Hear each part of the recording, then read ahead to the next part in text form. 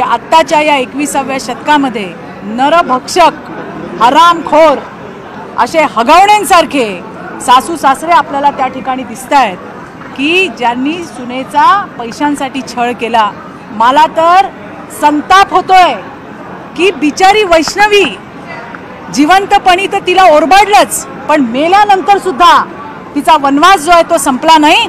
आज भर कोर्टामध्ये तिच्या चारित्र्यावरती बोटं उठवली गेली। मला हेच सांगायचं आहे की महिला बघा, जिवंतपणी संघर्ष बाईच्या नशिबी आहे, पण मेल्यानंतरही हे सगळे जे लबाड आणि जे हरामखोर आहेत सगळे लांडगे हे तिचे लचके तोडायचे थांबत नाही।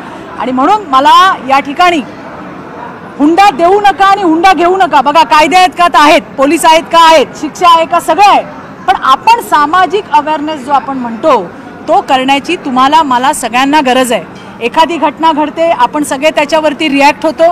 वैष्णवी हगवण्यानंतर कित्येक केसेस पुढे आल्या।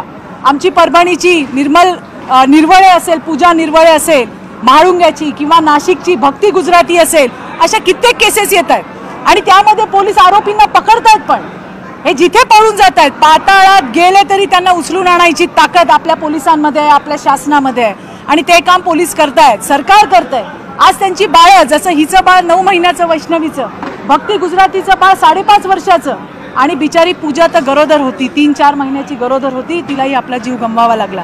त्यामुळे सरकार त्यांचं काम करते। आज त्यांची बाळं त्या मुलींच्या आईवडिलांकडे सुरक्षितपणे पोहोचवण्याचं काम राज्याचे मुख्यमंत्री देवेंद्रजींनी केलंय।